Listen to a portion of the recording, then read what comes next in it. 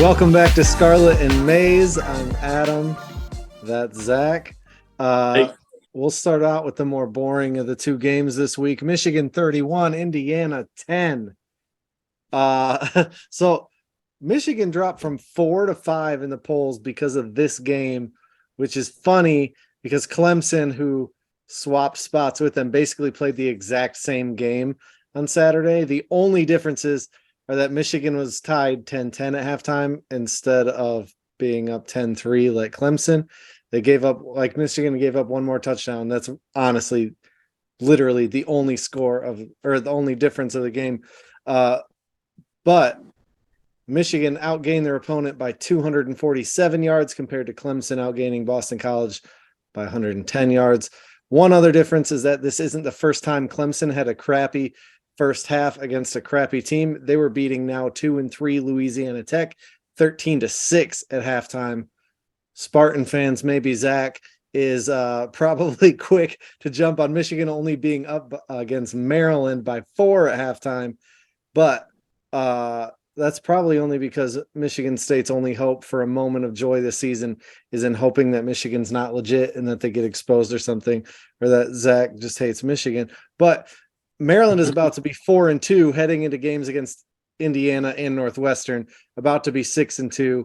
I'm not saying they're like super good. I do think they're improved over what Maryland normally is. I also think they're better than friggin' Louisiana Tech. Like, right. Whatever. But I also don't really care at this point. There are a lot of games left. Second biggest of which is this Saturday.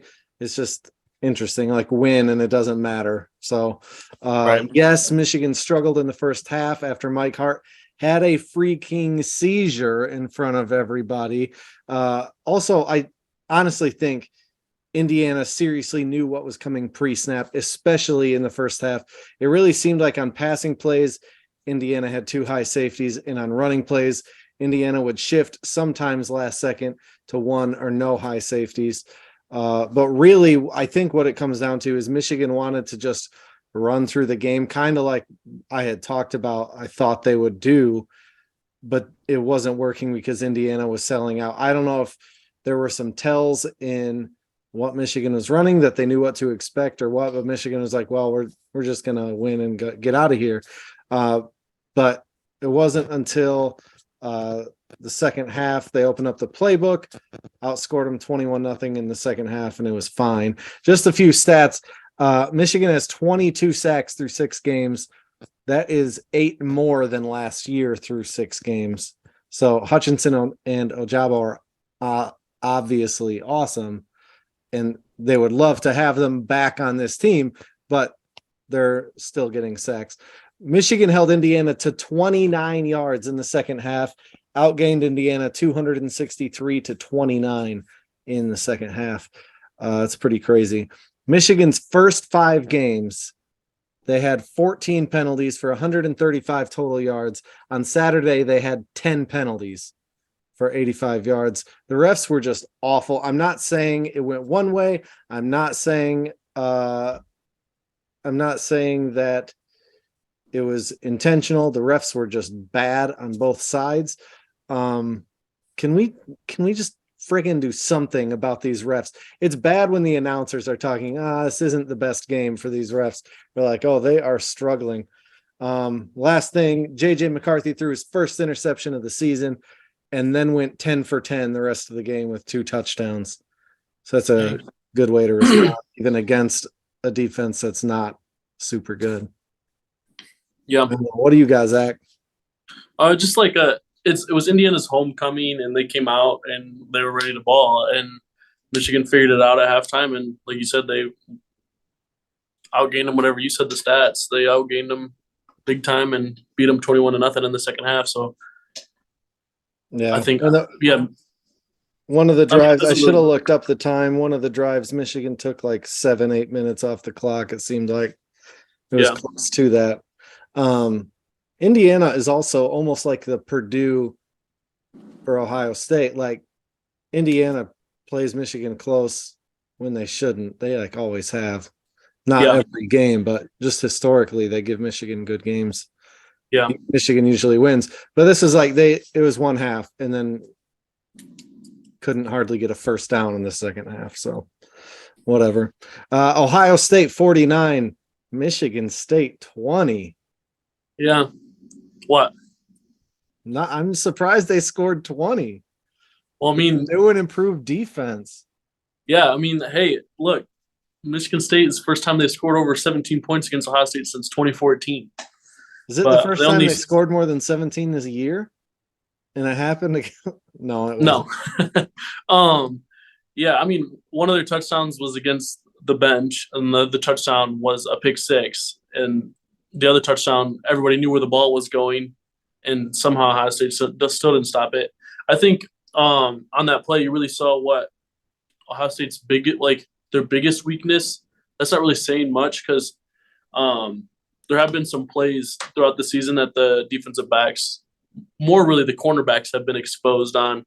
But it's really only a few plays a game, and it's something that Ryan Day has addressed and stuff. Like, the players are in the right spot. They're just not getting their head around, and it either turns into a big gain or pass interference. And so that's something they got to figure out. That the one touchdown, like, I was like, Jaden Reed, he's on an island. Like, they're gonna go to him, and they threw a back shoulder fade, and he just made a great play and caught the ball. It was a great catch. It was a great catch. And it was no Marvin Harrison Jr. catch. Right. Like, he was doing them all game, and it was an amazing catch. Jaden Reed's really good. I don't know. Yeah, he's legit. He should transfer to Ohio State. Yeah, but the DB was in good position. He just didn't turn around. All he had to do was turn around, and he could have picked the ball off, made a play on the ball. It was a really underthrown ball too that Reed just made a great play on. I couldn't believe it. Was it the second or third Harrison touchdown that he jumped but caught it at his ankles? It was the third. Yeah. I just loved his reaction. Like, he makes this incredible catch, and then he's like, yeah, I was at the game. I was sitting in the opposite end zone, and based on his reaction, I thought he didn't catch the ball. I was like, dang, he didn't catch the ball. Then I saw the ref put his hands up, and I was like, huh? He was just then I had to watch it again. Yeah. Fun fact, he had 3 touchdowns that game. In the past 7 games, dating back to the Rose Bowl, he has 3 hat tricks. Yeah, it's crazy. In 7 games, he has 3 hat tricks. That's incredible. Which, I don't mean to keep harping on it. It's weird to me that in the Notre Dame game, like, they lose Jackson Smith and Jigba, and they go, we game planned around him. Like, how could you not just slide this dude in and do the same thing? Well, the thing is, I don't get it. That's the thing. Like, Emeka Ibuka is that good too. Like, I feel like you could have slid him in. Yeah, I don't know. Just maybe they weren't ready. Maybe they, I don't know. Yeah, weird. Yeah. Go ahead. Going back to the pass defense being their weakness, like, all that being said, it only really happens at the most like 3 times a game where they'll get beat like that, and they have the number 8 pass defense in the country. And this was the first time that they let a team throw for better than 60% against them all season, and they threw for 60.7%. So barely over 60%. It's because it was your boy Peyton Thorne. Yeah. It was funny because I was like, I did the math for both of them combined, and then I was like, I wonder if one skewed it one way or the other. And like, Noah Kim was 6 of 10, so Noah Kim actually brought him down barely. But dang, yeah, take that, Robbie. Yeah, notorious Noah Kim supporter. Yeah. Ohio State outgained them 3-1, a little bit more than 3-1. Well, before the backups went in, before the backups went in, they had like 108 total yards, and they finished with over 200. So, I mean, most of that came then. After the game, they asked Mel Tucker about changes. Like, some schools fired coordinators this week. Mel Tucker doubled down on Scotty Hazelton and said, we are not making changes. I think that's amazing as a Michigan fan. Let's go. one of the stat that just jumped out to me was Mike Hall only played 7 snaps. I don't know if he's just like they were only playing him a few snaps because he has some lingering injury, or if I don't know why he only played 7 snaps. But in those 7 snaps, he had 2.5 sacks. Dang, It's ridiculous. that's a good percentage there. Yeah, Shoot, and I'm sure a few of those plays were runs too. Like maybe, who knows? yeah. Yeah. Speaking of the Notre Dame game, that was the one game that like after it, I was thinking like maybe it'll take a little bit for those receivers to like get to the point where Garrett Wilson and Chris Olave were, but like it really did. It was the second game that they really jumped in there. Then Julian Fleming came back, and those 3 guys, Emeka Egbuka, Marvin Harrison Jr., and Julian Fleming have been balling out. Like I said, 3 hat tricks in the past 7 games for Marvin Harrison Jr., and he leads FBS in receiving touchdowns. Emeka Egbuka is top 10 in receiving yards, and Julian Fleming's right behind them. He has 5 touchdowns in only 4 games this year. So those guys are really balling out, even with Jackson Smith and Jigba out. What I don't know if I have missed something, but what's the deal with him? Is he coming back or what? It's a hamstring, and it sounds like he's been close the last few weeks, but they don't want to rush it back, is what I'm hearing. It sounds like Michigan's starting linebacker Nikhai Hill-Green. Yeah. They kept saying, oh, he's out, and it's a hamstring, and they keep putting it off and putting it off and putting it off. But same kind of thing. They can be hamstrings. Hamstrings like something you want to be cautious about because you can tweak it to make it worse again easily if you're not fully recovered. Right. But yeah, so I mean, there's no reason to rush him back. They have a bye week this week, and then they play Iowa. They don't need him for that game. Then they play Penn State. Then you might want him for that game. But even still. Speaking of Iowa, they really cost me because I bet on them for our picks. And they, shock of all shocks, they blew the game. It would have been so good if they won on that scoop and score from 80 whatever yards, but nope. So we each got 6 wins because I got the bonus. I was closer on the Kansas loss. But now you're just straight 3 games ahead. Again, 54-13 is you, 51-16 is me. I still have some time, but I'm running out of we're getting down there, and I'm not making up any ground. So that's stupid. Yeah. Hey, we're only halfway-ish through the season. Not even. Yeah, there's just fewer games now that the out of conference is on. That's fair. But yeah, that's also those games. It's not like there were many upsets there. Big Ten takeaways. So Michigan State ran the ball 20 times. Do you know how many yards? 7. 20 times for 7 yards. They've now lost 4 straight games. 3 of the 4 teams, Ohio State being the 4th, have since gone 1-4. Ohio State is avoiding the curse by playing nobody this week. that had to be intentional. I don't know. Boom. But yeah, man, pretty crazy. They had -8 rushing yards, I believe, going into the 4th quarter. That's crazy. Mm-hmm. Dang. You have any Big Ten takeaways? I don't.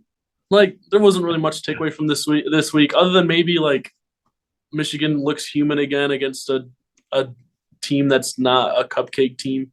Rapid fire turd pile picks. There are only a few this week. Yeah. Crazy. Maryland at Indiana. Maryland, yeah. Yeah, favored by 11. Indiana sucks. Wisconsin, favored by 7.5 at Michigan State. Wisconsin.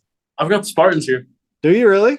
Yeah, why not? Let's go. Well, why not? Is because they look how they look.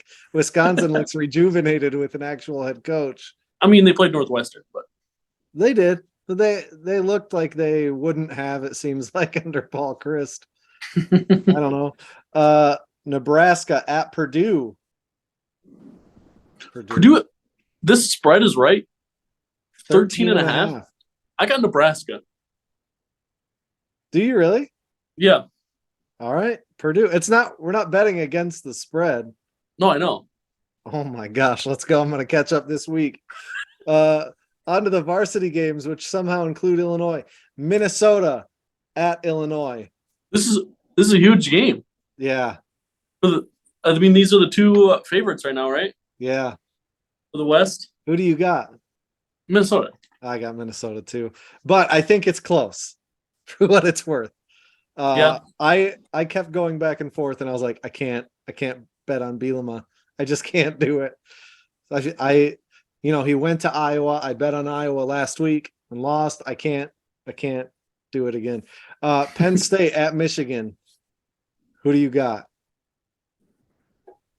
I got Michigan. I think they're at home. Penn State's back to where they were pre-COVID, but the Michigan's better than they were pre-COVID. So, yeah, I'm glad you brought that up. So in Ann Arbor, between James Franklin and Jim Harbaugh, Michigan is 2-1, with the one only being a 10-point win in Michigan's terrible COVID year, like when Michigan was horrible and had Joe Milton at quarterback. They actually had Cade McNamara start in the Penn State game, and he got hurt in the Penn State game. Michigan only lost by 10, but the other two, the two of the 2-1, Michigan dominated to the point of a combined 91-17. So wow. At home under Harbaugh, they dominated two of the three, the third being the weird COVID year. This is not that. So I'm not expecting a blowout like that, but I do think Michigan wins by multiple scores. At least I hope. I don't know. Eric Hall's not playing. He's the one that scored the game-winning touchdown last year for Michigan. Other tight ends are good. They're not as athletic or fast, so it seems like, at least. So we'll see. But Michigan. Game of the week had to be Alabama at Tennessee. Alabama's favored by 7.5, which, as far as I know, Bryce Young is still not playing. I think they're leaning towards he will play. Like, there's no way he misses this game. This is their biggest regular season game by far. And if he's close, he'll play. Man alive. What if he plays and gets hurt? I mean, I get what you're saying. They have looked not ideal for them. Who do you got? I think Hendon Hooker proves that he's the best quarterback in the SEC. I got Rocky Top on top, 48-44. Big scoring game. 44. Dang. So you got Tennessee by 4. I have Tennessee by 3, 27-24. I'm hoping Bryce Young doesn't play, because if he does, it'll probably be higher scoring, I think. I'm like hesitating on Tennessee the same way I would hesitate on a Big Ten West team. Like, it's not that they're bad. They just haven't been good in so long that I'm nervous to Hendon Hooker's legit. I'm picking them, but I think it'll be high scoring either way, whether Bryce Young plays or not, just because Tennessee's defense is so suspect. That's a good point. But Alabama could have lost. They should have probably lost to your boy Quinn Ewers. They should have lost last week if Jimbo Fisher had a brain. And I feel like they gave up getting away. They gave up. That was at Alabama, wasn't it? Yeah. They gave up 20 points to a team at home that only put up 14 at home against Appalachian State. Or 14 or 17. They put up more points on Bama on the road than they put at home against Appalachian State. That's insane. Yeah. That doesn't have to do with Bryce Young. Adam says it's insane, and Adam knows a lot about Appalachian State. I don't know what you're talking about. But things no one is talking about. People are talking about it. I just don't care. A&M's last play call against Alabama. So you have one play left. You're on the right hash, and you throw a fade to the short side 1 yard line. What are we doing? That is the dumbest thing. I hate Jimbo Fisher. I didn't care about him before. They might as well have kicked a field goal. Yeah. It was like, even if you catch the ball, you're not scoring. It's like, what are you doing? It doesn't make any sense at all. Yeah. Whatever. Yeah, things no one is talking about. What do you got? Xavier Johnson lined up at running back in the first half against Michigan State, and I was just like, so confused because this was before Dalen Hayden even came in, which with Mayan Williams, I expected him to get some snaps in the first half, but he really didn't get them until the backups were in. And Xavier Johnson got snaps at running back before him. So walk-on wide receiver, special teams player for most of his career. He's has one touchdown catch in his career as a walk-on wide receiver. He ran for more yards than Michigan State did on Saturday on 3 carries. What a great stat. Nobody's talking about that. He ran for 23 yards on 3 carries. I was like, this dude could play running back. Dang. At least he could for Michigan State. Tweet of the week. Mine's from @MGoHumor. Fun fact, Michigan and Penn State are meeting as unbeaten teams for the first time since, guess when, Zach? 1997. 1997. I liked 1997. He says, #Go Blue. Michigan's last football national championship. Who knows? 1997. Half of one. Who knows? Man, especially like seeing where Scott Frost is now. It's too bad they didn't play. It's too bad it wasn't 1 year later or the BCS started a year earlier. Oh, yeah. Man. Nebraska would have won. No. Just like Scott Frost would have won the Heisman. Oh, wait. He didn't. Charles Woodson did. He wasn't even second, wasn't he? No. Peyton Manning was second. I was going to say that was Peyton Manning, right? Dang. Yeah. Pretty crazy. What's your tweet of the week, Zach? My tweet of the week is from @Dubsco. It's Marvin Harrison Jr. has more touchdowns this season, 9, than the whole Iowa offense, 7. Dang. I would bet that the year finishes the same way. Yeah. Not the same number, but the same way. Yeah. Today, Brian Ferentz, today is Wednesday. Brian Ferentz told the media that he will never resign. So, wow. How would he resign? It's funny that they were asking, but he actually did. They were like asking if he would ever resign. He said no. Which, is his dad ever going to fire him? Probably not. So it's going to take firing Kirk Ferentz to get rid of Brian Ferentz. Just too bad because their defense has been good, but whatever. Yeah, man. Scott Frost is available. Maybe he'll get fired when Ohio State beats them 70-0. Maybe. Time will tell. But until next time, like, follow, subscribe, all that stuff. Go Blue. Go Buckeyes.